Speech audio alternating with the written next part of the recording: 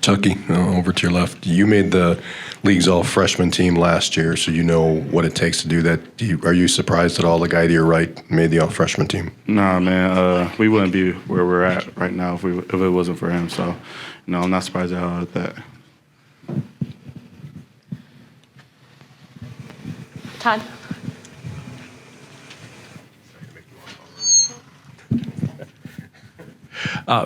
Chucky, I wonder if you can maybe speak to when you went out at Michigan. Were you worried that you're this late in the season, something might happen that might cost you games down the stretch, and how did you, I guess, process that? Yeah, I'm not really worried. I'm gonna do whatever it takes to leave it on the line. Gonna do whatever it takes to win, and just play with my teammates. I know my teammates have faith in me, so I have faith in my teammates as well. So I know we're gonna get it done. Tyler, you guys start postseason play tomorrow, just through the regular season. Where do you guys feel like you're at as a team? Do you feel like you guys are playing your best basketball at the right time, or yeah? Yeah, I feel like we've been in a lot of close games, playing a lot of good competition these last couple of weeks. We've been right there in the games. We just haven't been able to finish it out. It was nice to get that win at Minnesota, so I feel like we're trending in the right direction. Connor, that last Ohio State game was the start of maybe your best scoring stretch of the year. What do you feel like you need to do to kind of regain that, and what do you remember about what you were feeling during that stretch? Really it's just going out there and just playing basketball, trusting the guys to my left and right, going out there and just playing as hard as I can and making the right reads. So I feel like if I just go out there and just play how we're supposed to, then I feel like everything will fall in the right way. Yeah, Connor, congratulations on earning, all freshmen. I know it's not about individual awards, but can you just say what that means to you to be able to do that in your first season? It feels great to, be on that, but the guys on the team, they've trusted me, I've trusted them, so it's been all of us, honestly. But it's a great feeling. I wasn't really sure what position I would be at coming into, this team, and so I'm just thankful for the opportunity, honestly.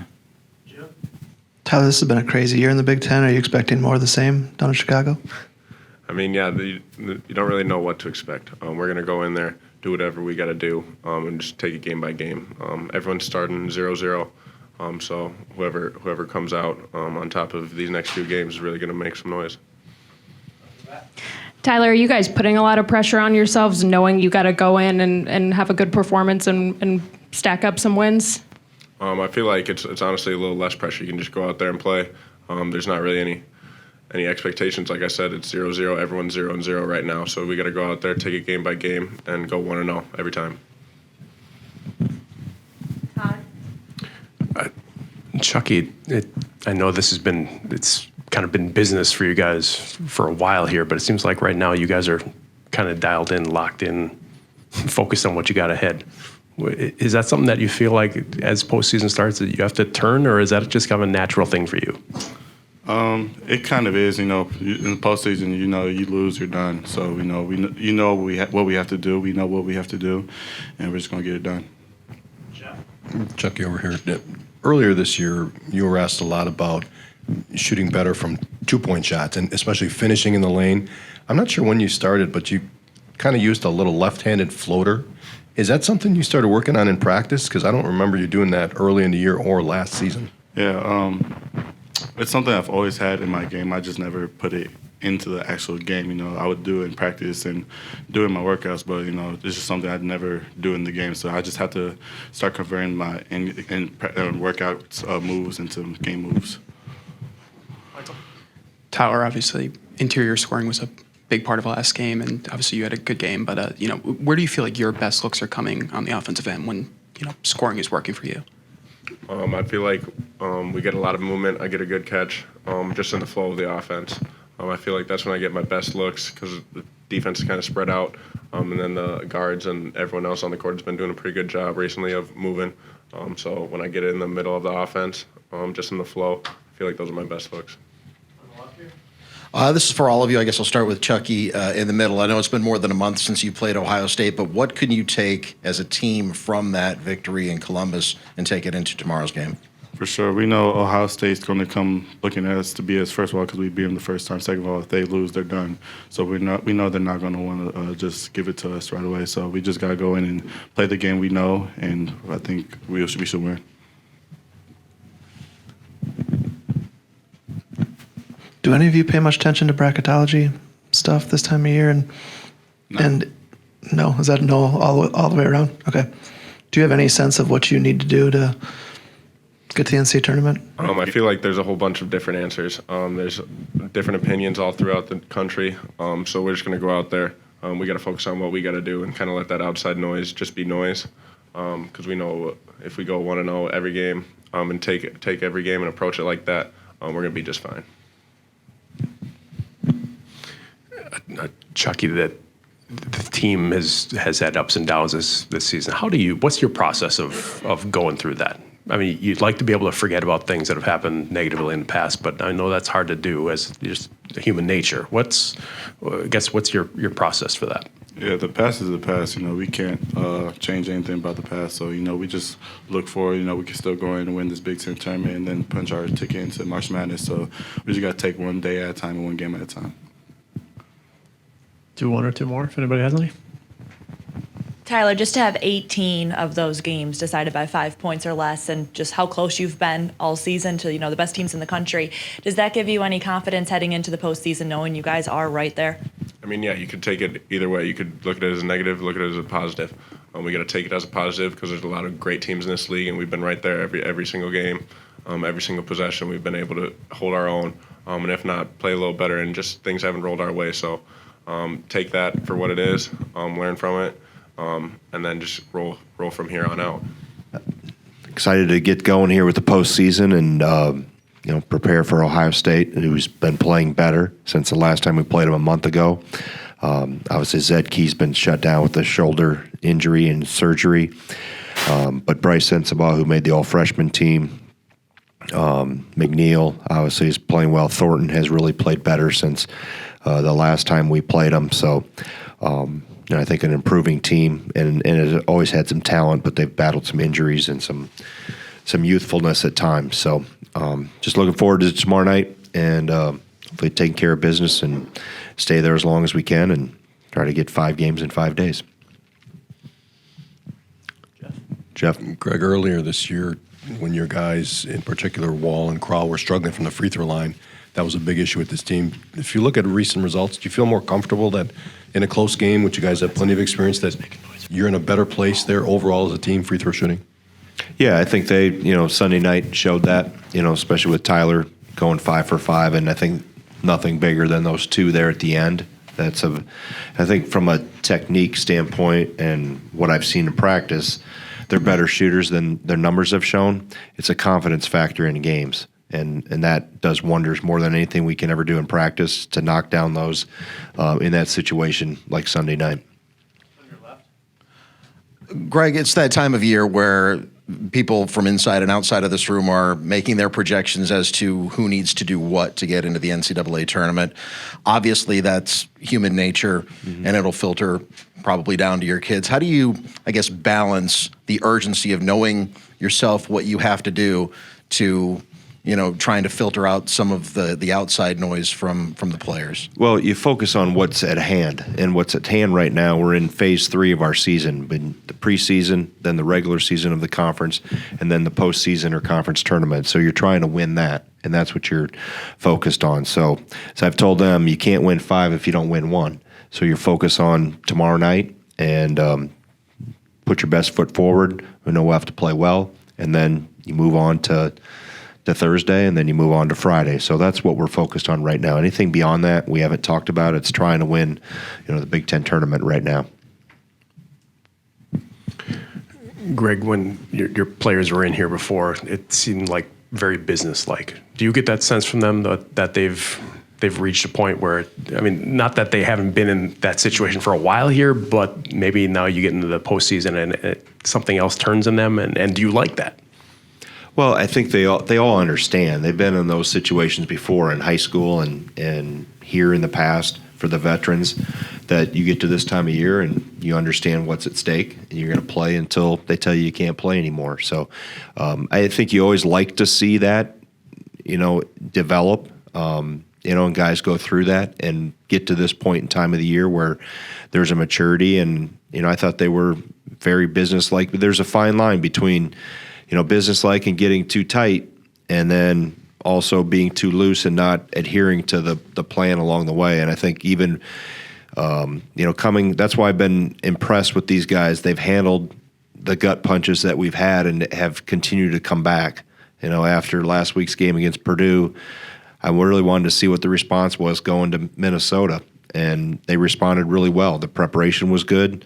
Our shoot around up there on Sunday afternoon, I thought they were loose enough, but also were focused enough. And so every team kind of finds that way on their own or finds that path. You can't force them to do one or the other. You try to, if you see it tipping one way or the other, you try to help a little bit. But I think they've found a good median that they're comfortable in, and they understand it's this time of year we aren't reinventing the wheel. That everybody knows what everybody does. You have to go play and make it your best 40 minutes that day. Hey, Greg. Carl, With Connor making the all-freshman team, did you expect him to come in and have this big of an impact on your team his freshman season, and just what's been most impressive to you about his approach this year? Yeah, to answer the first part, Carly, no. I think if anybody would have told you that outside of maybe Connor himself, they'd be fibbing.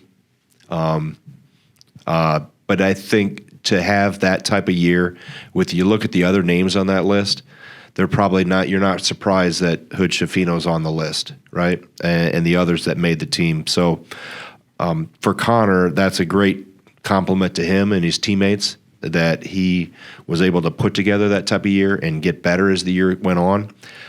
And why, from Connor's standpoint, it's really about mindset and confidence. I mean, he's got a tremendous confidence as a shooter, and you have to be that type of shooter. You have to have a short memory when the ball doesn't go in, and he's got a swagger to him that good players have.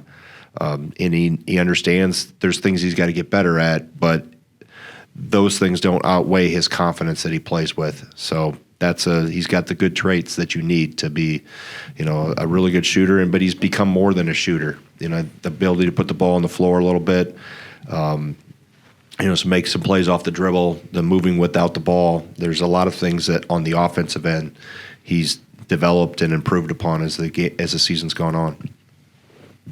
Patrick? Oh, Zach. Got two for you, actually. One, Steven was in a boot after the game the other night. Any concerns there at all? No, he was fine yesterday and today. Okay. And then after the game also, you talked about the inconsistency within the league, in the teams. Can you put your finger on why, whether it's you guys or other teams, why it's been that way this year? Not really, Zach. I mean, I have some theories, I think, but I don't know. I'm sure from every team it's different. And we've been...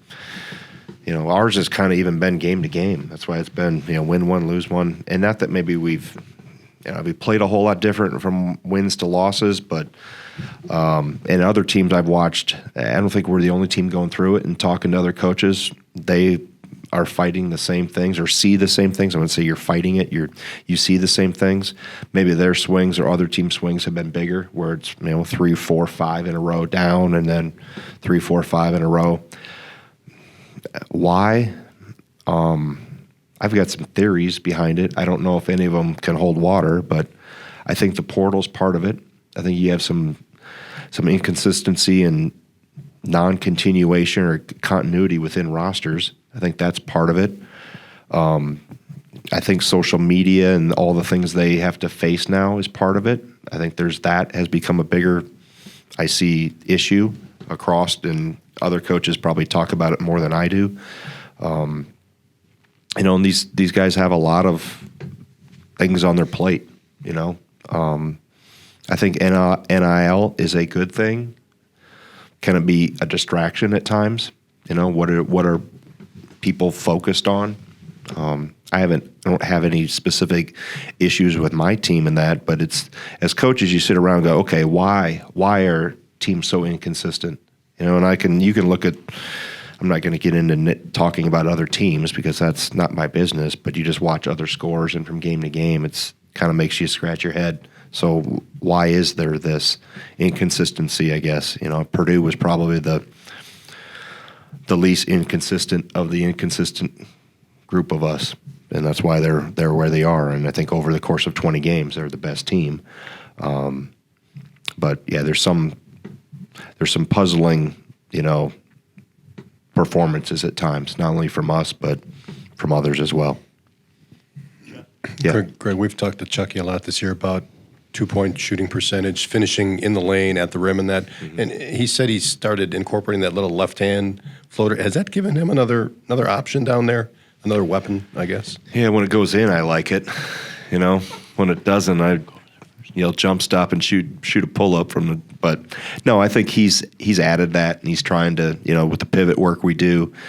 Coach Oliver does a lot of that with the guards with our pivot series and adding different things to their repertoire, so to speak. And I think him getting a little left hand jump hook in there, or as he rondos, and that's another name we've thrown on some of the pivots. He's getting. I thought the move he made on the baseline. He drove baseline and get a little up and under, came back on the other side of the rim. That's you always think big guys with pivot moves and footwork in the post, but it's guards too, because not only do you post and some of the stuff we do, but it's the dribble penetration and then decisions you have to make playing off 2 feet and the comfortability to play off either foot with talk about ambidexterity with. You think right and left hand. Well, it's also your right and left foot. Are you comfortable, pivoting multiple ways each foot? So for him to add that is another layer of his, like I said, his toolbox, his repertoire to grow. Yeah. You mentioned in your opening remarks about some of the changes in Ohio State's lineup and how much better they've been playing lately. Can you take anything back from that win in Columbus more than a month ago to apply it to tomorrow night's game? Yeah, I think just because we understand the personnel. We know McNeil's a terrific shooter. He had a really good career at West Virginia. And he's gotten, like most shooters, he goes through streaks, and he shot the ball really well at times. We did a pretty good job on him.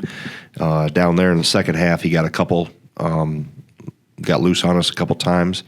I think Thornton has improved even more in terms of what he does with dribble penetration and using ball screens, and he's big and physical. So he does a good job of pinching defenders off. So your positioning around and over screens is important.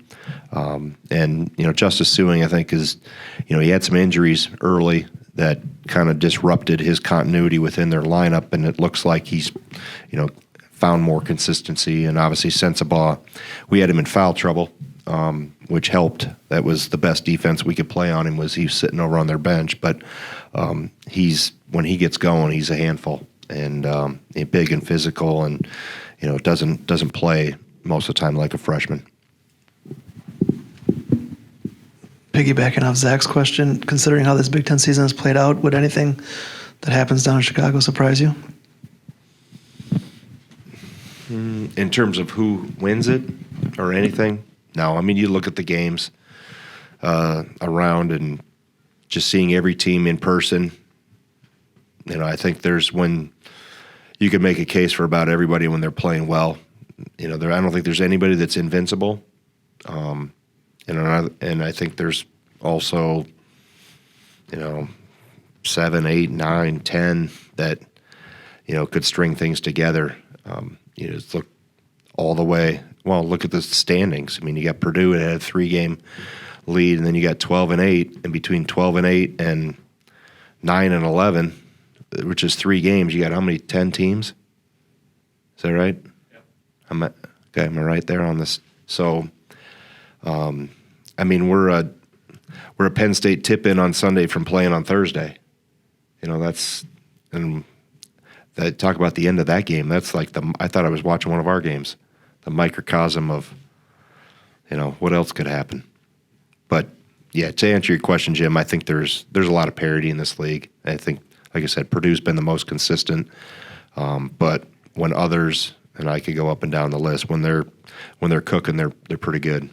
But we've all had a hard time staying good. Greg, it feels like you guys are running a lot more horns and flex concepts as opposed to years past, but how much, I'm sure you guys will continue to run through Steve and Tyler in the post.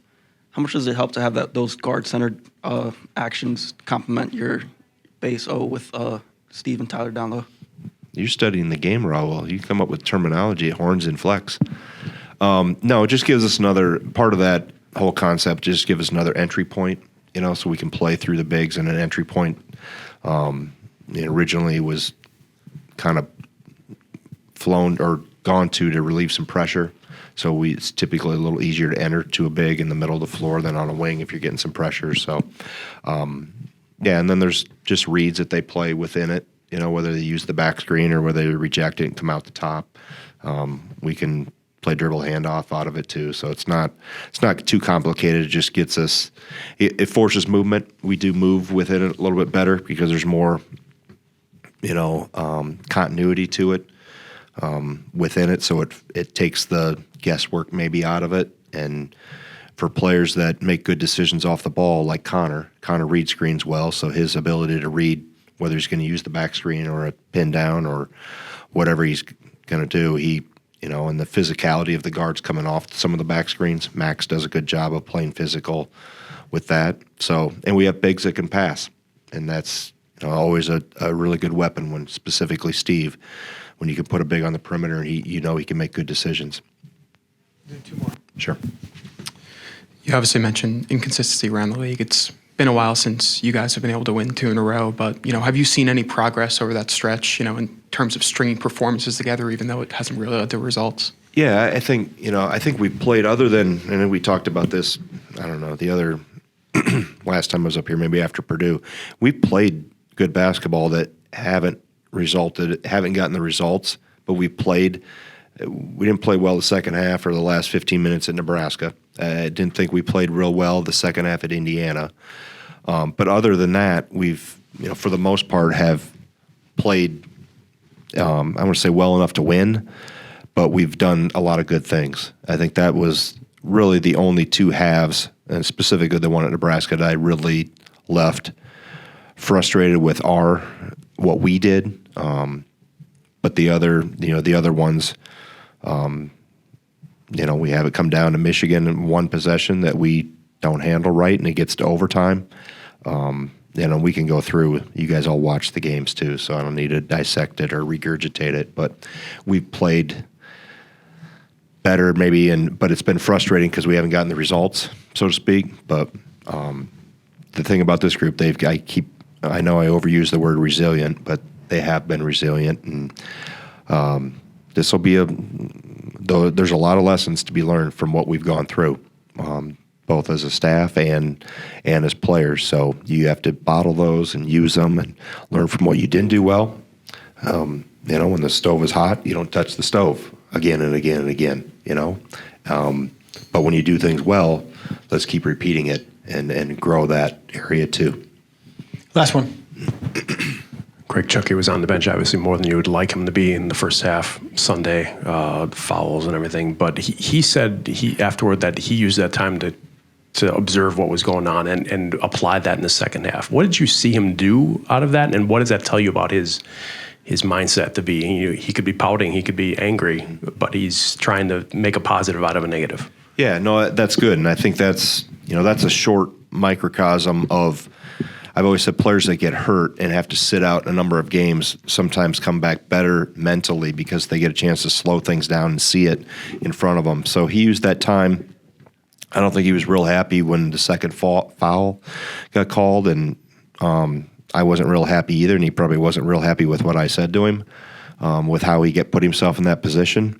But he used that time to collect himself and to mentally be in the right position.